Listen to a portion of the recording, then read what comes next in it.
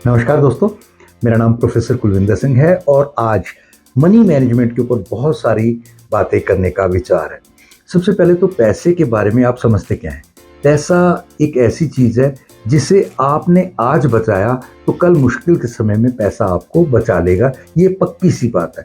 पैसे के बारे में एक बहुत अच्छी बात ये भी है कि पैसे को इज्जत देनी चाहिए।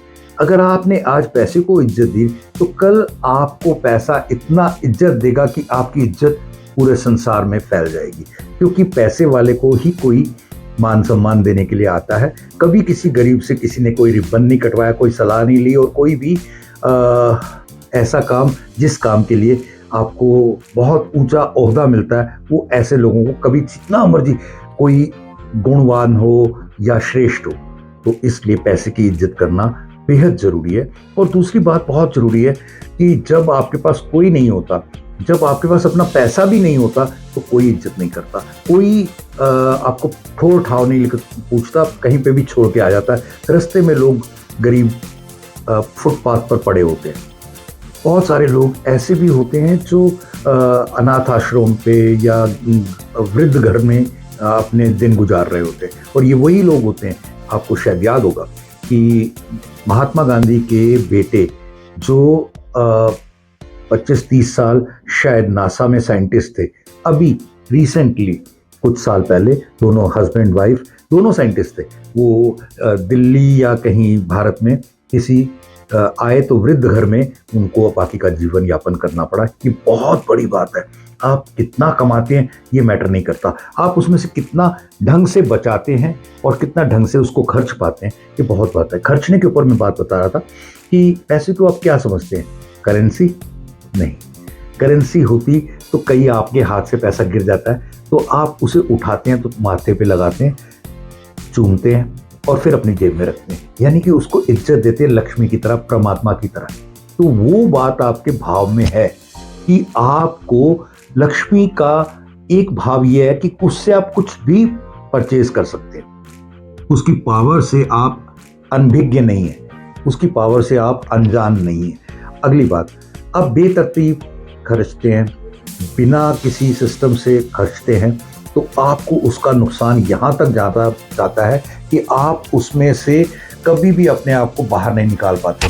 लोगों की आदतों के कारण लोगों को लगता है कि मेरा कुछ नहीं होने वाला, कि पूरे का पूरा भविष्य खराब हो जाता है उनकी अच्छी आदतें ना होने के कारण, और अच्छी आदतें होने के कारण पूरे का पूरा भविष्य। ये बच्चों के लिए बहुत ज़्यादा, यूथ आज की डेट में बड़े से बड़े चीज़ें लोन पर लेते हैं, उठाते हैं और खर्चे करते हैं और पता नहीं लगता उनको कि कहाँ खर्च कर रहे हैं। 2 मिनट में लिए सीसीडी या किसी बड़ी कॉफ़ी हाउस में जाते हैं और कॉफ़ी पी के आते हैं, तो बच्चे बताते हैं कि पापा 350 रुपये की कॉफ़ी पी के आए। तो हम 350 रुपये की कॉफ़ी में पूरा 1 महीना गुजारा कर सकते हैं, इतना फ़र्क है। एक्चुअली मैं इस चीज़ को बुरा भी इसलिए भी नहीं मानता, क्योंकि हमने कमाना शुरू किया 1500 रुपये पर मंथ की सैलरी पर, वो उन्होंने कमाना शुरू किया 1.5 लाख रुपए पर मंथ की सैलरी पर। तो पैसे की वैल्यूज तो डिफरेंट है, लेकिन सोच की वैल्यू कभी डिफरेंट नहीं होती। आपको पैसे को बर्बाद नहीं करना, नहीं तो पैसा आपको बर्बाद कर देगा। क्योंकि अगर आप एक एक रुपए की कीमत को पहचानेंगे नहीं, तो आपको ज़्यादा करने के लिए कुछ नहीं रहेगा। आप संसार में उतने समय तक ही रहेंगे जितने समय तक संसार के लिए यूजफुल है, और आपको उसके बाद भी रहना है, तो उसके लिए बहुत अच्छा तरीका है कि आप पैसे की एक एक पॉइंट का। मैं अभी थोड़े दिन की बात है, 3 दिन पहले मेरे 4 स्टूडेंट्स मेंस पास किया IAS का, प्रीलिम्स और फिर उसके बाद मेंस। तो ये बड़ा खुशी का मैटर है। आपको लगता है कि यार आपके बच्चे कहीं ना कहीं और ये सब कुछ जो चीज़ें हैं पैसे से नहीं आ सकती, पैसे के अलावा आती है, वो मेरे को कोई फीस नहीं देते। तो इस सब चीज़ों के ऊपर एक और बात, पैसा क्यों बचाएं? पैसा इसलिए बचाएं क्योंकि पैसा रब नहीं है, मगर रब से कम भी नहीं है। आप ये मान के चले कि आप मंदिर जाएंगे तो रब हमेशा दर्शन देगा, लेकिन आप अपना बटुआ खोलेंगे तो बटुए का रब यानी कि पैसा तभी दर्शन देगा जब आपने कमाया होगा या कमा के बचाया होगा। नहीं तो पर जो मंदिर गुरुद्वारे का रब है वो दुआ तो दे सकता है, दुआएं दे सकता है, लेकिन आपको 2 वक्त की रोटी नहीं दे सकता। 2 वक्त की रोटी आपका पैसा ही देगा जो आपने अगर ढंग से कमाया और ढंग से बचाया। देन उसके बाद पैसा कहाँ बचाया जाए, कहाँ बचाया जाए? जहां भी पैसे की प्रिंसिपल, आप जो भी प्रिंसिपल अमाउंट है वो प्लस उसके ऊपर इंटरेस्ट सेफ हो वो, एंड देन रिटर्न्स के ऊपर जाना चाहिए या रिस्क के ऊपर जाना चाहिए? रिटर्न्स बहुत अच्छी है चीज़ है। आज की डेट में मेरे ख्याल बैंक का सेविंग अकाउंट का रिटर्न 4% के आसपास होगा, लेकिन आपको रिटर्न से भी ज़्यादा अपनी सेफ्टी, सिक्योरिटी और उसकी फ्यूचरिस्टिक अप्रोच के ऊपर जाना चाहिए। पूरी चीज़ का एनालिसिस। अभी पिछले दिनों में बहुत सारे लोग कह रहे थे बिटकॉइंस में लगाओ कि बिटकॉइंस बहुत चढ़ गया।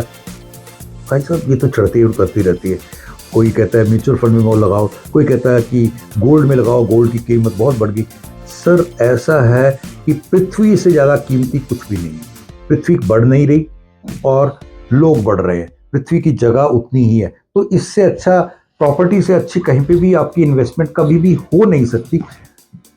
बावजूद इसके कि मैं फाइनेंसेस मैनेज करने के लिए कंप्लीट फाइनेंशियल प्लानिंग के बारे में बताता हूँ। वीडियो बहुत लंबा ना हो जाए, अभी 4 टॉपिक बाकी हैं। तो लॉन्ग टर्म में आप जहाँ भी जा रहे हैं वहाँ पे रिस्क ले सकते हैं, शॉर्ट टर्म में नहीं। देन जिन जिन चीज़ों से आपका कुछ ना कुछ ऐसी चीज़ लिंक्ड है जिसमें वो सर्टन है, तो अनसर्टन रिस्क मत लें। जैसे आपकी बेटी की शादी सर्टन है, इतने साल बाद करनी है, बेटे का करियर सर्टन है, इतने साल बाद करना है, तो आप उसमें रिस्क ना लें। रिस्क उसी में ले जिसमें ड्यूरेशन और एम चल सकता है, आगे पीछे ऊपर नीचे कर सकते हैं। Then use of scanner. आज की जनरेशन के लिए ये स्कैनर एक बहुत बड़ा टूल है, बहुत बड़ा। कहते ना जो चाकू होता है वो अगर डाकू के हाथ में है तो एक जान जाती है, यानी कि वो जान लेता है, और अगर वही चाकू किसी डॉक्टर के हाथ में है तो एक जान आती है, वो बचाता है। तो स्कैनर अगर आपके हाथ में है वो एक टूल है। Tool in the hand of fool is a फूल।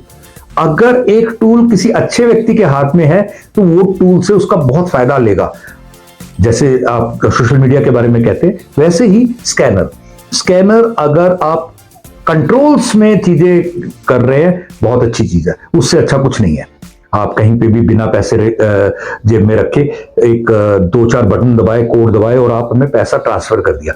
लेकिन अगर वही स्कैनर आपका मिसयूज हो रहा है अपने कारण, चलो ये जैकेट पसंद आई, ये कॉफी पीनी है, ये ऐसे करना है, 2-2 मिनट में आप स्कैनर का यूज करके इतना ज्यादा ओवरफ्लो आपने एक्सपेंस कर दिया, तो बाद में आपको नुकसान हो सकता है। देन कुछ 2-3 छोटे-छोटे एग्जांपल्स लेके अपनी बात को खत्म करूंगा। एक टॉफी, 2 टॉफियां हैं, आपके हाथ से गिरती हैं, और एक टॉफी पे कवर था, एक टॉफी पे कवर नहीं था। जमीन से कौन सी उठाओगे जिसके ऊपर कवर है? इसलिए आपकी लाइफ जो बिल्कुल कवर्ड नहीं है उसको सेफ्टी कवर दो। यानी कि आपकी लाइफ लाखों करोड़ों अरबों रुपए की है और कुछ थोड़े से पैसे से आप उसको इतनी शानदार लाइफ कवर दे सकते हो।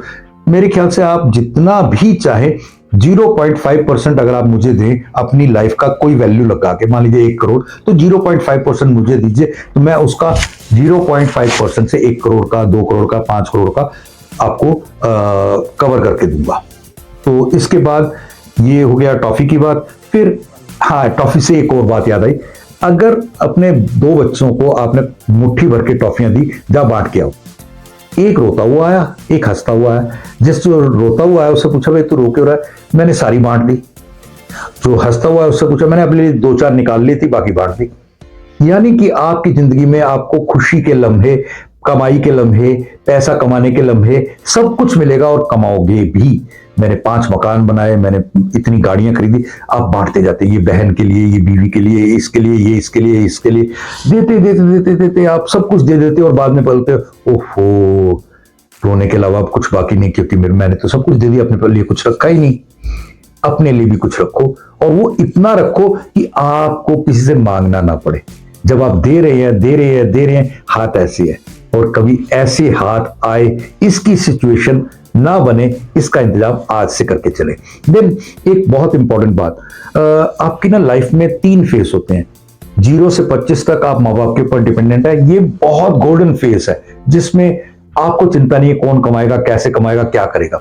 इसके बाद आपकी 25 से लेकर 60 तक की एज, जिसमें आप ही ने कमाना है और बहुत फ्लो में, कहते हैं कि जैसे रेन हार्वेस्टिंग, बहुत ज्यादा पानी बरस रहा है, पैसा बरसता है, इस समय में आप कमाते हो। लेकिन उसमें से रेन हार्वेस्टिंग में से अच्छे व्यक्ति वही होते हैं जो उसमें से कुछ पैसा बड़े बड़े टैंक्स में पानी सेव कर लेते हैं और जब चाहिए होता है तब उसी पानी को यूज करते हैं। इसी पैसे को आप, बाकी के जो बचे हुए 60 से ऊपर की एज है, आपको थोड़े दिन पहले की ही खबर, जब वो पराली का सब कुछ चल रहा था, तो उस समय फ्रेश एयर और उसके बाद अच्छे मौसम, अच्छी चीजों से भारत के नॉर्थ इंडिया में 2.5 साल एज बढ़ गई है। अब आम आदमी की एवरेज एज 82 साल तक हो गई है, यानी 82 साल तक वो 82 ईयर्स तक जीता है। लॉन्जिविटी इतनी बढ़ गई है। तो अगर आपको 60 में रिटायर हुआ है तो 22 साल कहां से खाओगे, कैसे खाओगे, इन सब चीजों पे विचार कीजिए। इनके और सॉल्यूशंस चाहिए तो प्लीज मुझे कांटेक्ट करें। आप सबके वीडियो शेयर करने पर बहुत ज्यादा फर्क मुझे पड़ेगा कि नहीं, लेकिन मेरे बहुत सारे साथियों को पड़ेगा। ये मेरा विनम्र निवेदन है कि सबके साथ शेयर करें। Thank you. जय हिंद।